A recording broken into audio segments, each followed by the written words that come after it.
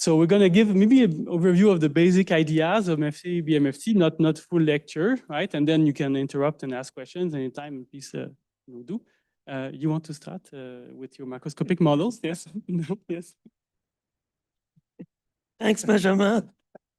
No, so, I mean, if we go back to what happened for MFT in the last 20 years or 25 years, people started solving microscopic models, essentially exclusion processes, at the microscopic scale, using matrix ansatz, for those who have heard about it, or Bethe ansatz, and people like, to cite him, Bernard Derrida, Joel Lebowitz, Jean Spear, and so on, were able to compute microscopically for these models current fluctuations and density, large deviations, for example, for open systems, periodic systems, and even infinite systems. And other people, of course, Mukamel, Schutz, I mean, all this is recorded and I'm forgetting some names and I apologize already, okay. So this is microscopic calculations. And then for other people came with the idea that these results could be retrieved macroscopically in the continuous limit by using some field theory, some classical field theory. And this worked very well for the symmetric case. For example, this macroscopic fluctuation theory at the beginning of the year 2000 proposed an action principle. There was already a calculation of density fluctuation in the open exclusion process in contact with two reservoirs at different densities by Derrida, Lebowitz, Janowski, Speer, and so on. And this result of the so-called quasi-potential, which is the free energy, if you want, out of equilibrium for this system, was also possible to be retrieved or simultaneously refound by using this macroscopic fluctuation theory. And then things went on. MFT was able to compute other things and so on and so on. Okay, so both of them, okay, then it's going to have resonance. Inappropriate. Okay, and this macroscopic fluctuation theory is valid for symmetric systems or weakly asymmetric. In the case where you rescale the weak asymmetry as the inverse of the size of the system and things like that. In parallel, you had many, many beautiful results for asymmetric systems obtained by many people, in which Tomohiro played an important role. And you had all these Tracy-Widom, of course, Herbert, Tracy-Widom laws that emerge and so on and so on. And in this, so the big difference between the symmetric exclusion and the asymmetric exclusion is that symmetric is diffusive and asymmetric is ballistic. Okay? In the symmetric case, you have this macroscopic fluctuation theory, which is a coarse-grained limit hydrodynamic equation with noise, which allows you to compute large deviations. In the asymmetric case, for which many microscopic exact Bethe-Ansatz type combinatorial results exist, something like that did not really exist for many years. And recently, Benjamin, Tomohiro, Yoshimura, and other people proposed ballistic extension of this MFT theory, which is called BMFT or BFT.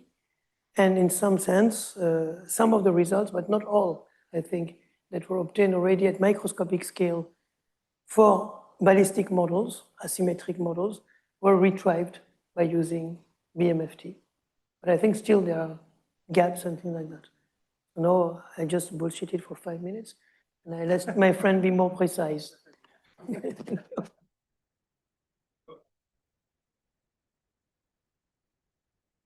Yeah, so you were not here. I was here yesterday, but also this morning, as you didn't notice. And you were here yesterday, weren't you? You were here. So, okay, you want me to redefine MFT or? Okay. Okay. By heart. Okay. Okay.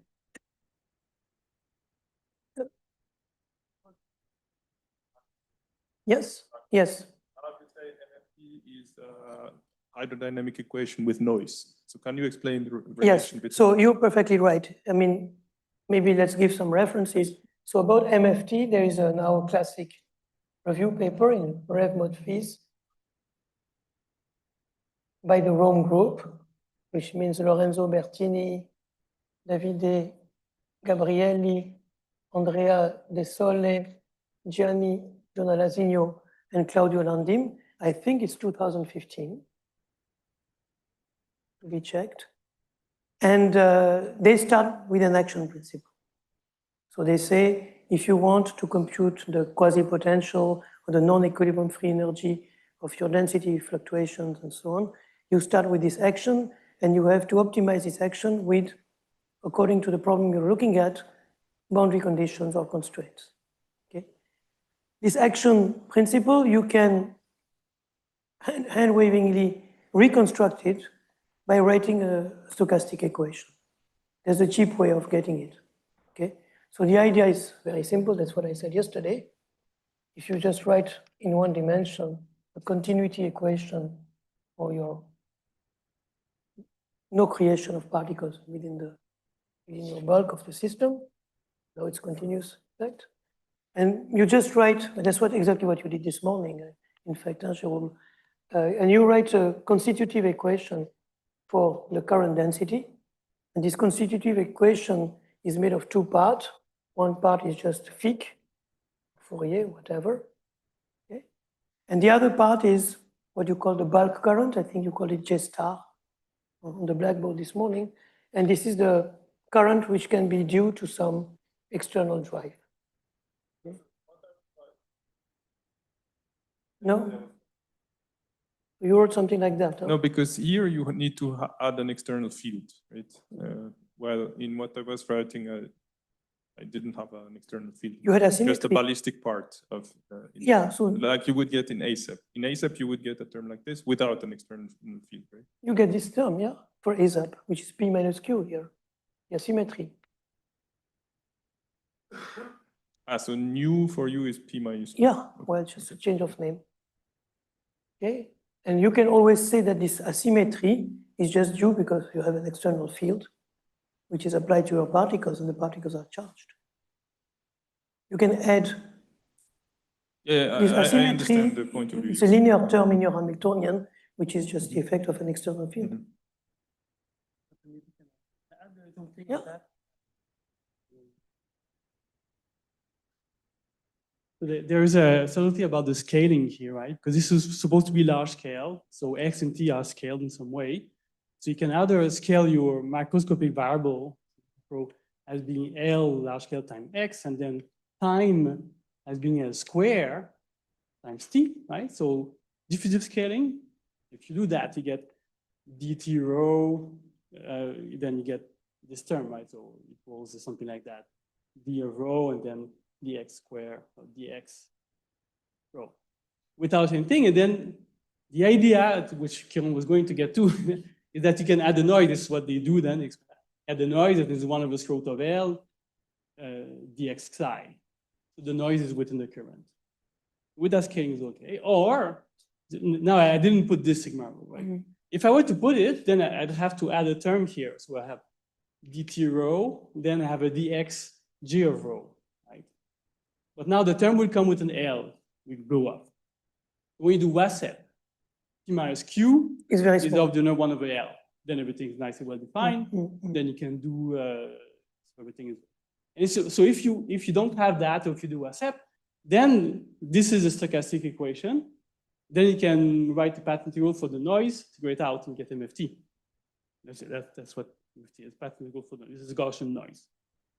And the noise has there's Einstein relation because you want to have the right stationary state, so it's related to this d of rho, right?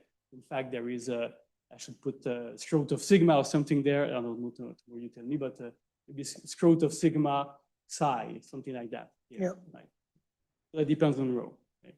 So that's the main idea, and the idea being that if you when you write your occurrence, you say you have constitutive relation, but your occurrence takes a certain average, that function of rho. There's a diffusive term, but your average is not exact. There are some fluctuations, there's stuff that you forgot, and so you add noise to that. But there is this term there. So if you have an actual ballistic system where there's a non-linear, asymmetric, it's a non-linear current J of rho, this is kind of a wrong scaling. Then you do another scaling, which is the ballistic scaling.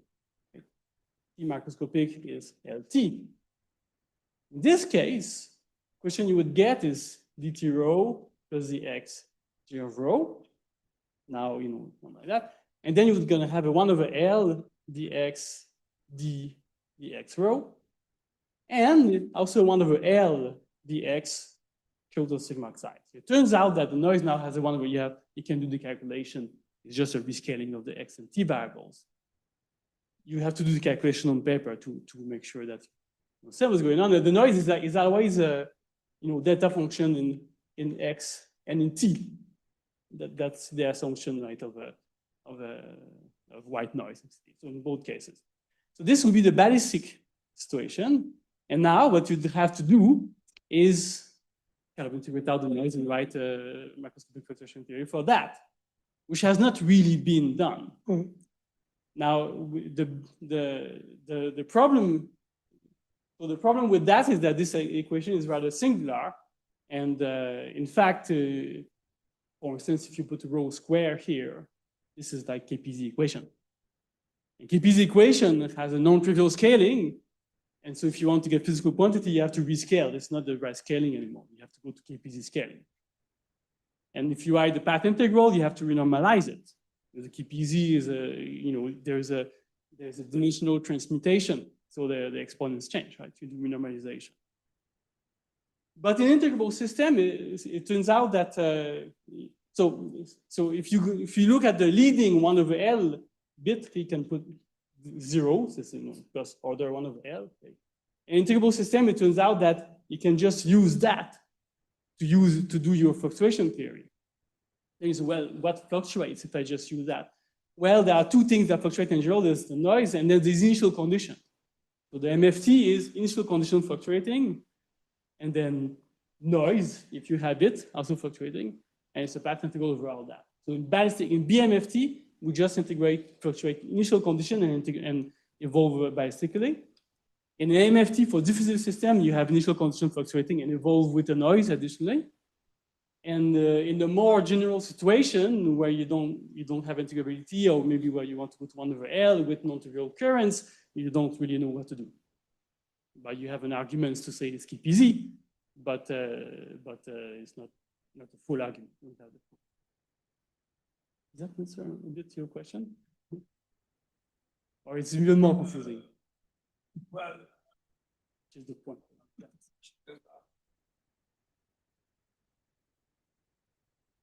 I mean, you can write an action, right? Yes. For this thing. Immediately, yes. If I add the noise. Once I have added the noise. So can you write it? Well, yeah, I mean, so let's forget about this term, which is, of course, 1 over L, and let's forget about it. I add the noise. Okay. The noise has path, again, very hand-wavingly, this measure, white noise. And if you want, I mean, again, sorry for being completely sloppy, but if you just write it like that, put it back, this gives you the action of MFT. This is the poor man's way of getting the MFT action, which would horrify the people from Rome, of course. But thank you. Thanks. That's very useful. Thank you. But you knew about it. You were here yesterday. I said it. Yes. You were sleeping.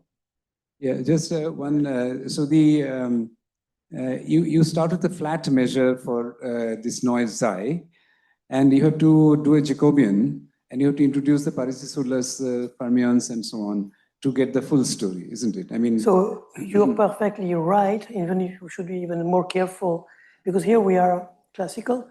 So one should be careful with this Ito, Stratonovich dilemma and all these things. But the Jacobian is so in fact the noise is small.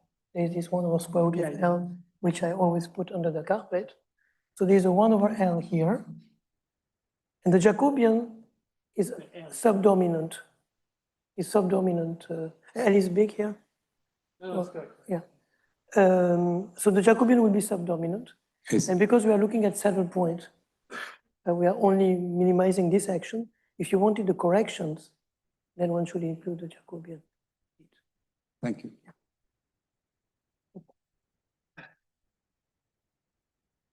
Okay. Recently, when I talk about MFT, one thing which I have been kind of stressing is that maybe what is MFT? This is not so clear. This is not so shared by everybody. So, Yeah, that's true. so yeah, maybe we also don't really, not really agreeing. So in my opinion, so when these people started to talk about this MFT, I think they were thinking about basically large deviation, right?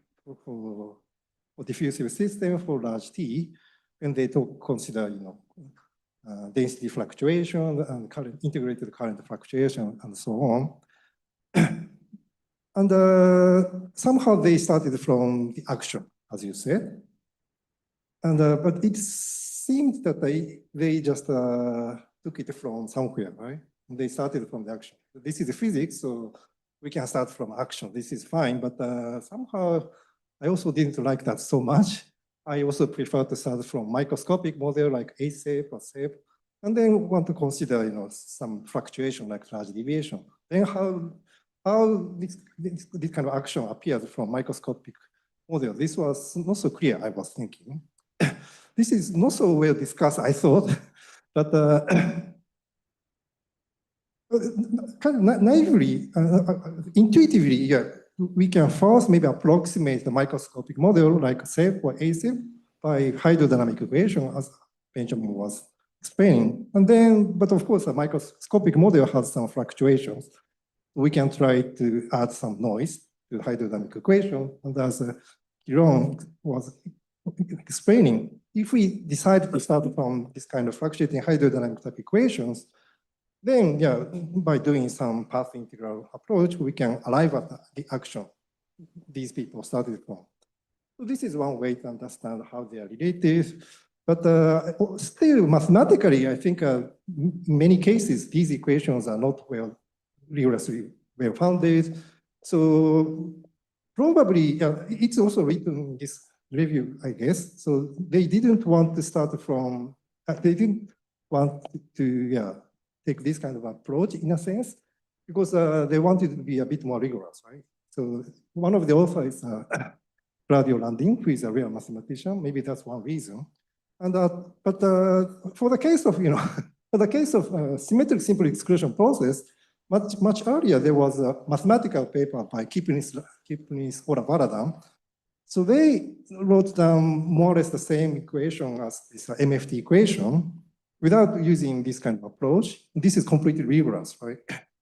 So these people, of course, knew this story, and then they thought that when they just want to discuss large deviation, they don't really have to go through this, unjustified procedure, but maybe they can just start from the action, and then they can discuss all aspects of large deviation.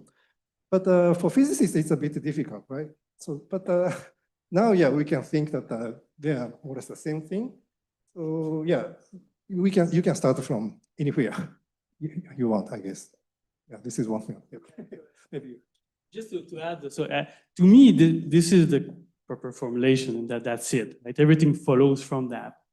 The nonlinear fluctuating hydrodynamics follows from this kind of ideas, right? MFT follows from that, the ballistic version, so everything follows from that. This is the basis, then it's just a matter of working it out like this, or analyzing it in different ways. Of course, these are not super well defined, but really they should be understood that one over L expansion. There's a scale, right? Is the hydrodynamic scale. You want an expansion in that scale parameter. So the question is what happens at large L. So this term is small, or these terms are small, and it's one over expansion, and you have to analyze this expansion. You can analyze it that way, or you can analyze it directly by solving these equations in other ways as well, using Ito calculus. You can write the MFT Hamiltonian by using Ito calculus and this kind of equation to evaluate whatever. For instance, maybe it's a different thing. Suppose you want to evaluate the generating function of the densities rho, right? Maybe at large, there's an error or something like that, to the expectation value of that, right? So if I expand in H, then I get Gaussian function for rho. The L, I'm not too sure, it doesn't matter too much. So the point is that you can then do your MFT and put that in MFT and get initial, optimization problem, or you can just do, this function of t, right?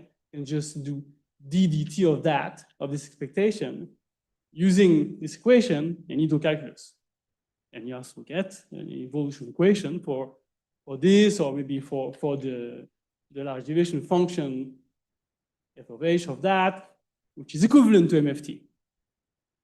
You don't actually need the path integral. You can directly use this equation.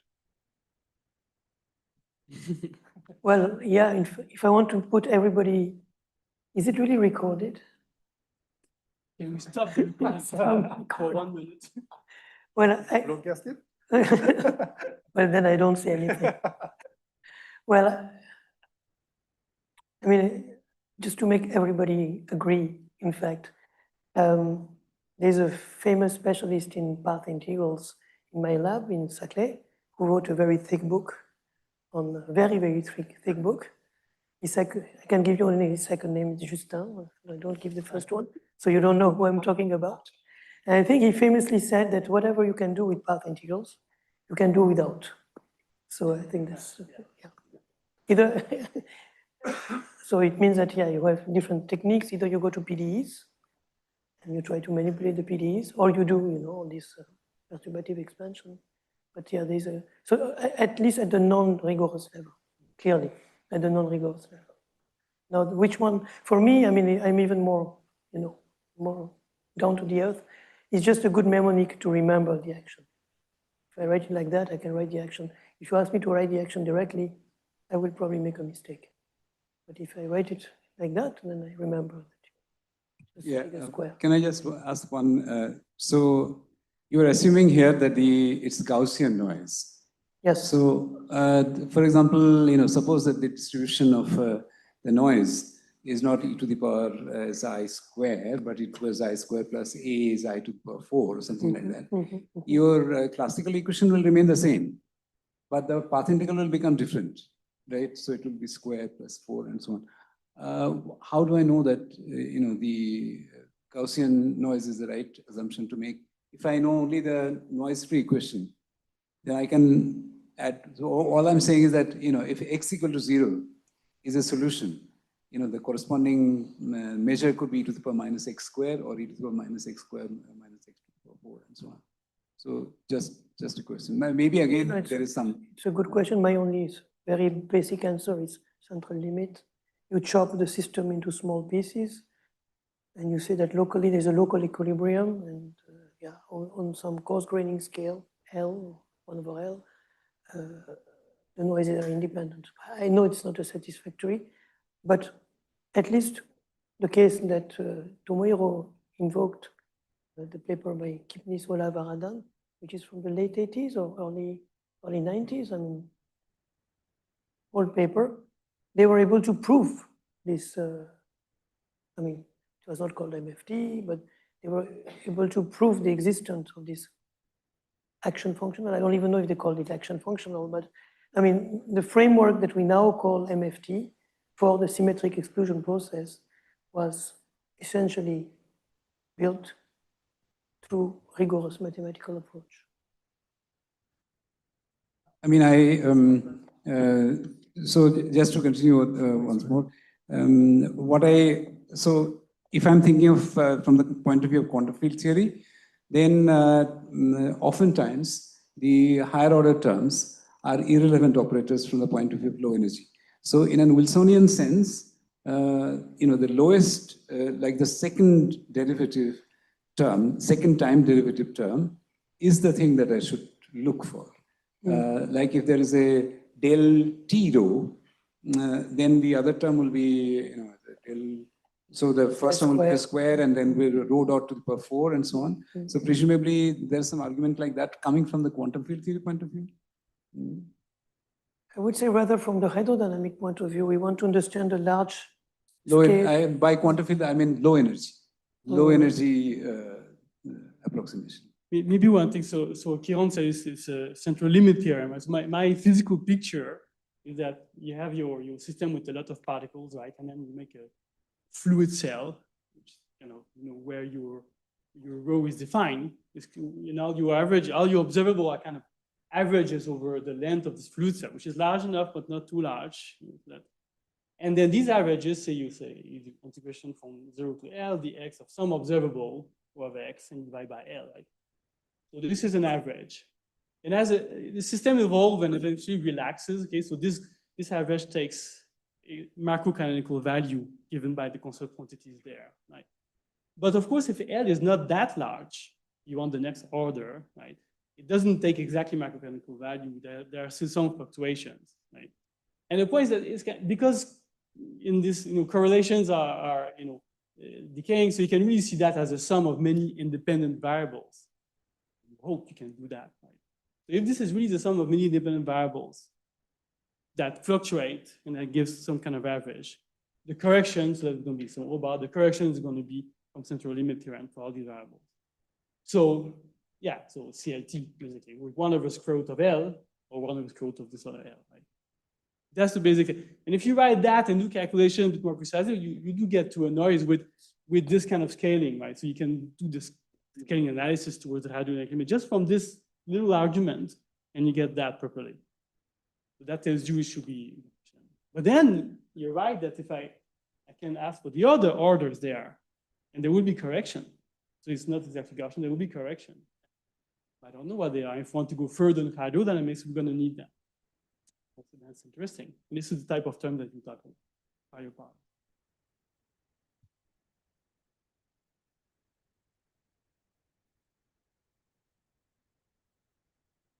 So I always ask this, what happens, I mean, if you have a diffusion equation and you add a second time derivative, then you get what you actually see in spin chains. You get diffusion plus Lieb-Robinson kind cutoff, which would be the wave correction. And this is crucial, you cannot throw it away. Why has second time derivative disappeared in all these treatments? So you have a correlations or even the function, and you get something diffusive, no? dt equals things.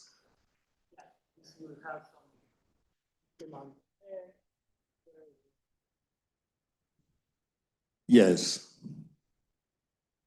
Yes, but if this were a simple diffusion equation, that's all there is. If you add a second derivative, there appears a cutoff at the speed of sound where this diffusion breaks and you get the cone. And in the hydrodynamic equations I know from at least the ones I have seen, not the ones that people use for water, for example, but the ones I know in this field, I never see a second derivative or something that will give me a Lieb-Robinson cone, or am I wrong?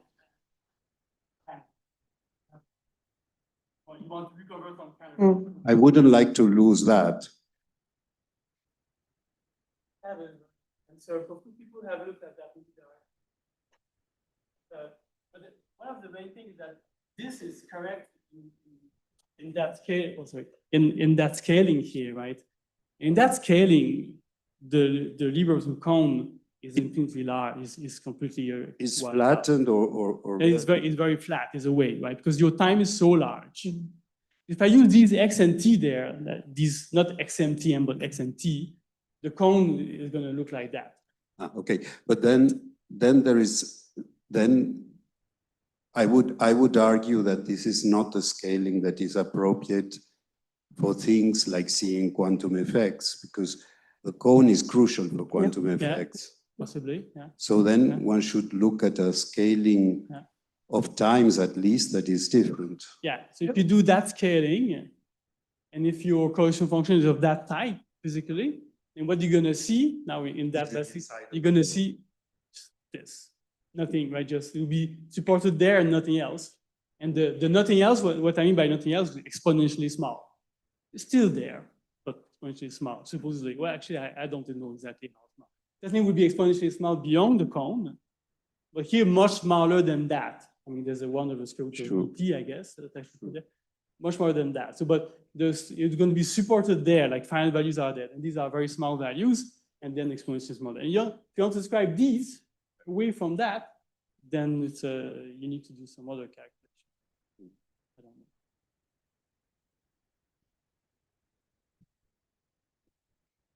know. So you said for SAPE, I mean, this is kind of, it's rigorously derived, right? Is that also true for WASEP? Like one knows how to write the path integral? Yeah, so in fact, I believe one can rigorously derive this kind of equation for WASEP, but I haven't checked the literature yet, frankly. Huh? Oh, you know, maybe I also am curious. Yes. Rob, yeah, what is the paper? Tell us. You're courageous. So, okay. Yeah. So one can actually write the, I mean, the action in like mathematically or WASEP. Yeah, well, once this is in the diffusive scale, yeah, that can be made rigorous, basically. And then my question was like, Kirone said like for ballistic systems, you can do something similar. Is that for deterministic, like GHD, is it? No. Well, no.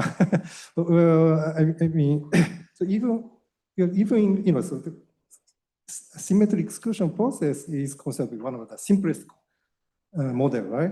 But even for this simplest model, if we want to consider ballistic scaling, then maybe we should consider TASEP, right? Totally asymmetric case. For this case, of course, we're having a famous work by Jensen and Varadan long time ago, 20 years ago, about large deviation of TASEP, but there was some problem there to establish the I don't know, lower bound or upper bound. Compared to the diffusive case, even for exclusion process, understanding of large deviation is much less, right? Progressing. But there are some, recent works by Bastel and Lemenick using, exact solution like determinant. One can do make some progress, and so there are some progress. But asymmetric case is still not well developed, as far as I understand. Naively, well, one can do something, but so there would appear some shocks, and treating shocks properly. This is even physically not so trivial, I guess. Yeah, what I wanted to say. So, in fact, so if you, so maybe one thing about stochastic, deterministic, this noise thing, this is an emergent thing, right? So it actually should occur in stochastic or deterministic systems alike, independently what a system is, there should be some noise.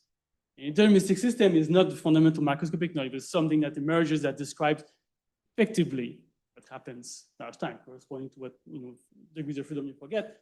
And to prove that, we have to use, macroscopic model. We eventually, like you said, right, there are proof that instant models is like. Okay.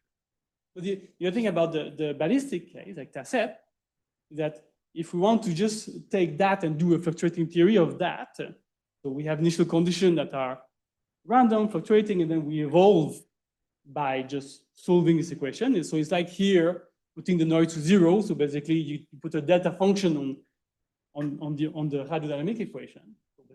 All right, that you have integration of on your rho, you put delta function, so dt rho plus the x g of rho must be equal to 0, and then you have some initial condition, so maybe some function that depends on rho at time equals 0. So your initial condition fluctuates, and everything else at large time, at a later time, is determined by solving this equation. That would be the basic macroscopic fluctuation theory from these general principles. The problem is that for almost every configuration rho, if you evolve with TACEP, you're going to develop shocks. And so you must look at weak solutions to this equation. But then there are infinitely many weak solutions in general. There are shocks, there's anti-shocks, there's all kind of things.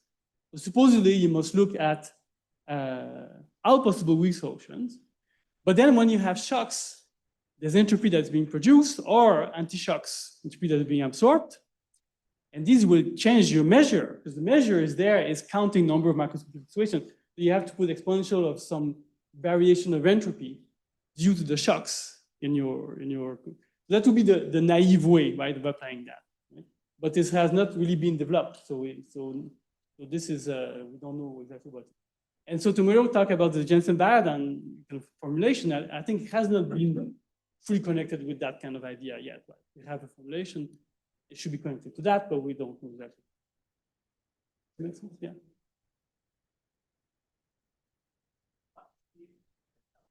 So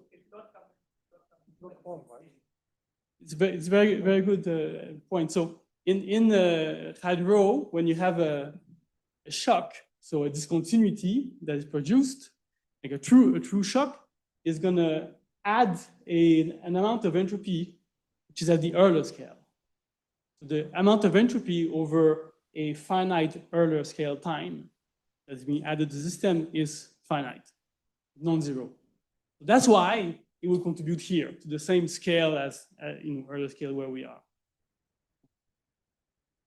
That will not be taken care by the equation that you wrote. So if I take a ASEP and I do this, I put D equal to 1, sigma is quadratic. Yeah. Would that describe the ASEP relaxation dynamic, the second equation? Yeah. So you would write that. Okay, so you forget about the noisy diffusive bit for ASEP. Just take the leading Euler bit. I can think about a large deviation also in the quenched initial condition. So that would be like when initial state is like zero entropy state. Yes.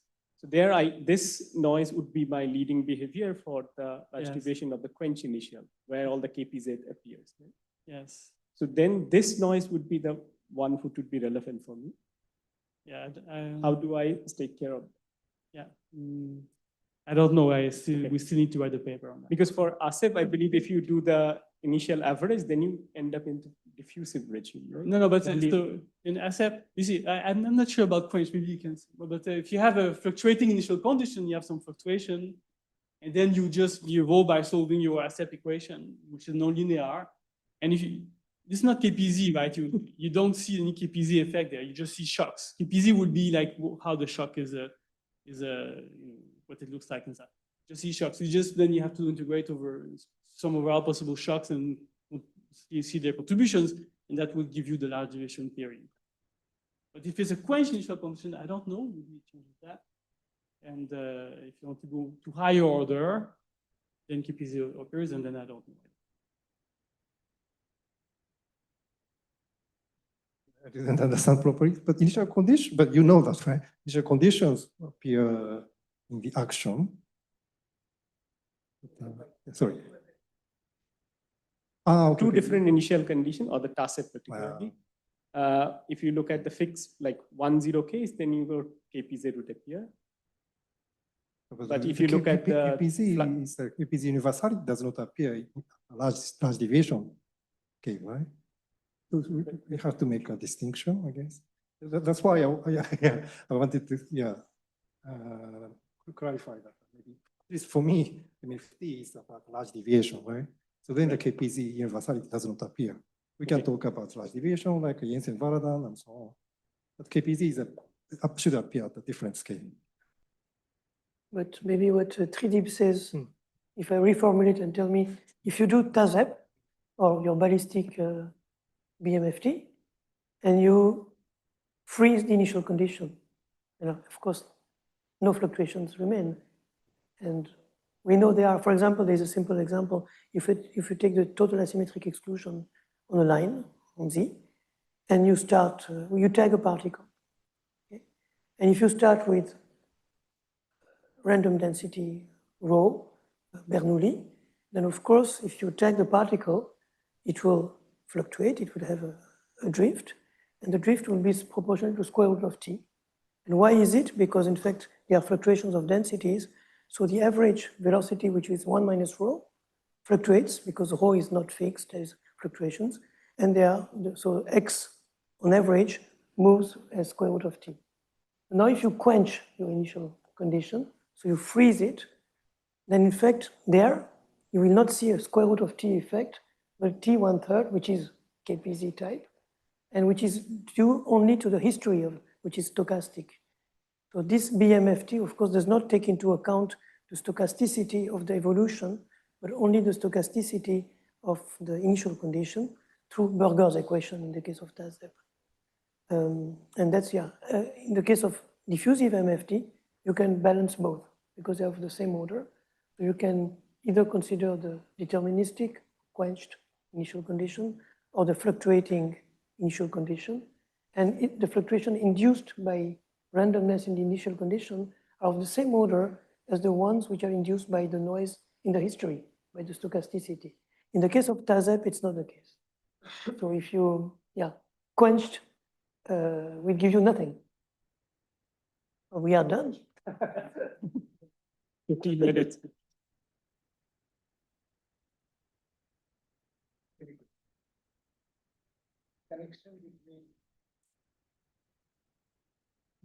What is the connection between the fluctuation in the initial condition versus fluctuation in the noise? Are they related? Are they the same thing? Are they separate? Kirone was saying, so they are related, so they are of the same order In the from the diffusive view of case. large deviation if you do that scaling. So you would write your MFT, and your MFT have some initial fluctuations, and then you have the noise, and both contribute equally to your answer. If you do that scaling, the noise is much smaller, and is the initial condition that matters. It's just the time scaling is different, right? So how much time you have, you need to accumulate a lot of noise fluctuation for them to be the same order as initial fluctuations. That's kind of the idea. So they are both there, but depending on which scaling you take, one may dominate. And this is independent, even if the model is stochastic. The noise that it has still may be subleading compared, like in that scaling, compared to the initial fluctuation. It's like Kirone was saying, so that then will be just initial fluctuation. Yeah.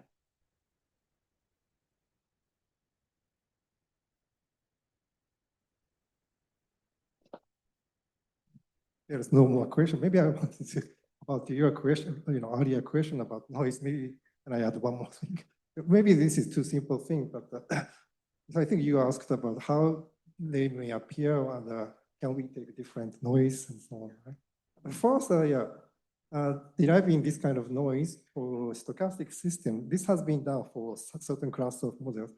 At least when we, at least when, we can take the, for example, something like density to be almost constant. When we are only interested in a fluctuation near the equilibrium, constant density field, then we can derive this kind of equation rigorously, basically due to this central limit theorem. The sigma is long time ago. And the interesting point of MFT is that we can consider, varying density field, which produces interesting, non-trivial behaviors. But as a kind of simpler case, we can consider small fluctuation field above the constant density case. In this case, just by doing this central limit theorem, we can derive this Gaussian rate. But for me, one thing which I find kind of interesting is that when we consider, for example, integrable systems, like hard rods or something, then we can also write down this kind of equation with noise. But in this case, of course, an integrable system has strong correlation. So in that case, sometimes we have some correlated noise, right? So there are such examples.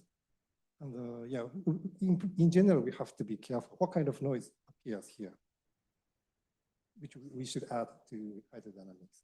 That's one remark.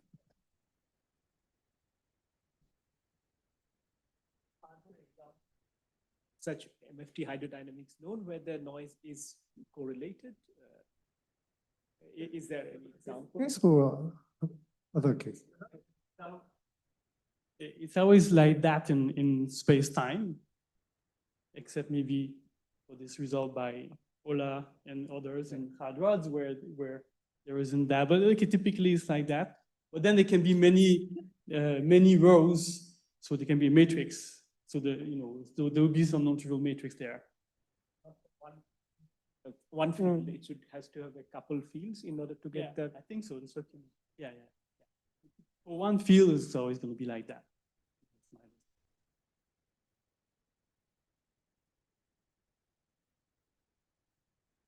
Maybe a relevant question, but you are discussing initial conditions, random or not random, and what about the kind of final time conditions? If you're talking about some large deviations here, you probably impose something in the future as well. Are they important or not important? Should be stochastic or not? Yeah, so some people are considering integrated current large deviation, for example. So in such a case, so we want, for example, we are interested in the probability that we have large value of current, right, which is far from the typical value. Then this means that we are putting some condition at final time, as we say, and this appears as finite time condition for the MFT equations. And of course, this has a strong effect to the solution. Yes. So the answer is yes. So influence from the finite time condition is very important. And in fact, yeah, let's say, so we have two equations, rho and something called H, or maybe rho star. And so this is two equations, and maybe for initial conditions, we have one condition, and for the finite time condition, having large value of current, we have one more condition. So for two variables, we have two conditions. So this is the kind of target problem, right? So then, of course, this has a very strong effect. And it seems that the one thing we did was that for some class of models, this MFT equation can be mapped to integrable systems. And even for integrable systems, this kind of target problem has not been studied so well. So there are still many open questions, it seems. You're saying that you fix initial rho, but the initial H can be adjusted to satisfy the final. Conditions are kind of mixed. I remember. So the final time condition was rather easy. So H, X was step function. But initial condition was more difficult. What was that? H, 0x is lambda theta. Again, this, right? Plus this, the entropy thing. Sorry, something like this. So this is just, so this is coming from the fact that we are putting the condition at the finite time current. This just depends on the other variable. The initial condition contains both variables, H and rho. So yeah, we have to solve a couple of equations with these kind of initial and the finite time condition.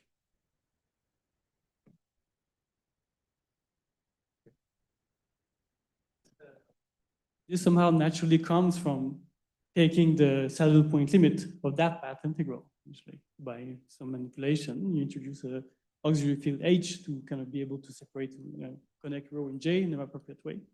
And then you get that. So you get essentially like an optimization problem.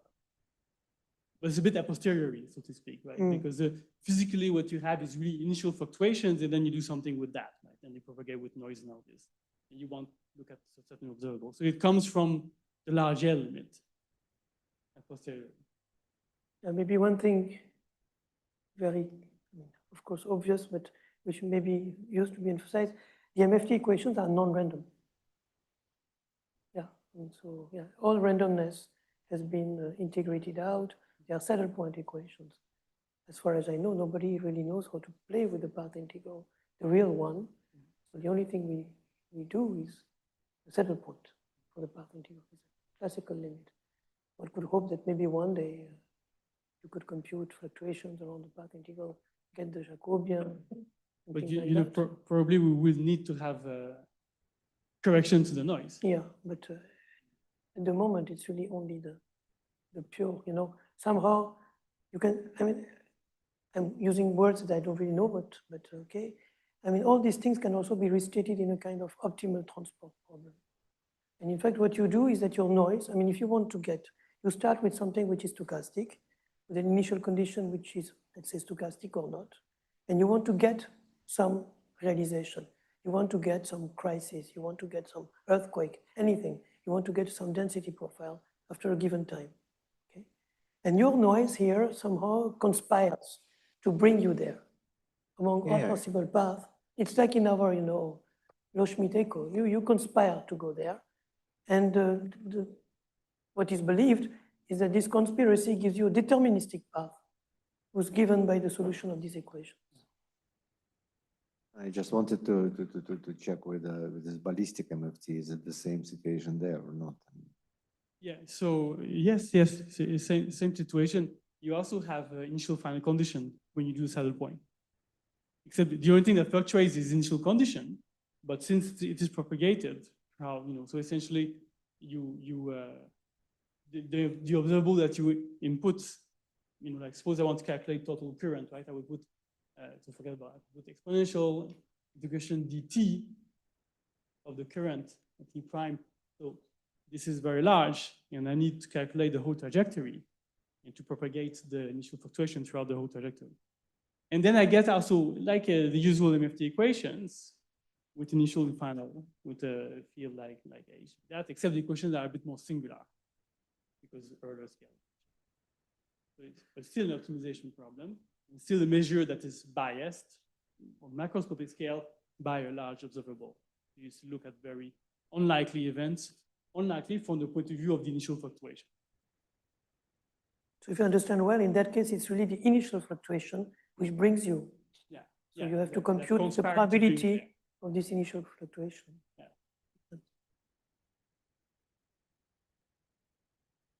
Yes, so Kirone, you said something that I didn't get. So you said there's no fluctuations in The MFT equations are non-random. because they are the saddle point equation Yes. for this action. Yes. But why can't you expand the action and get Well, fluctuations as I around? was telling Gautam that nobody did it, but you could.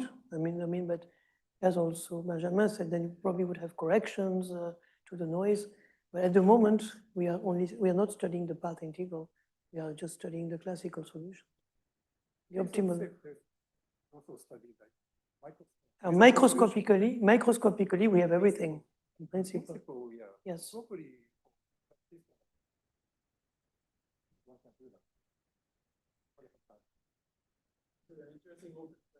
Because once you have the action, it looks very easy, no? You just expand to second order, and then you would get a Gaussian free field. Well, this will give you the fluctuation, the Gaussian fluctuations around the typical path, maybe. Yeah, certainly. But as Tomohiro was saying, in fact, the status at the microscopic level is much stronger. At the microscopic level, we really know how to compute the full distribution, for example, of the current at any given time. I mean,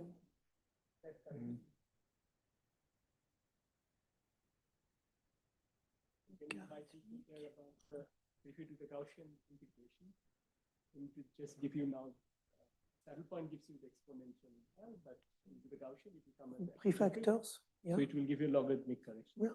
Maybe already somewhere in between correction comes from the hydrodynamic equation where you get the high order. Yeah. So just doing the saddle point correction may not capture the. That's exactly what I think Benjamin meant. Yeah. That's the reason why. You may take into account one effect, but forget something which is of the same order. So I think in the case of pure Langevin, so zero-dimensional systems, I may be wrong, but he's not here.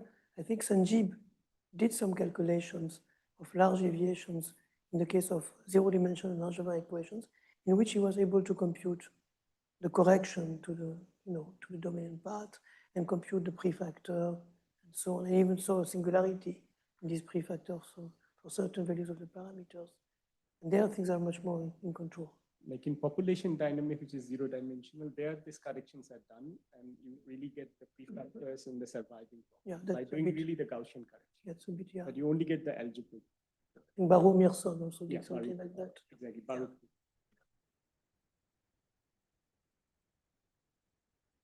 Yeah, maybe one comment related to Jerome's comment about perturbation around the saddle point in the path integral.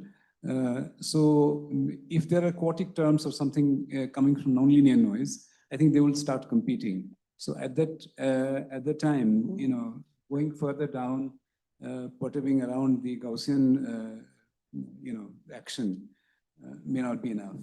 Yeah. Because it will start competing, I think, with the quartic terms. If there is some 1/n or something like that, which, or if the quartic term is of the same order, then it's even worse, of course. Of But I'm saying if this is like quadratic plus quartic, etc., you're down by some power of your L. one L, then the Taylor series expansion around the quadratic will compete with the quartic.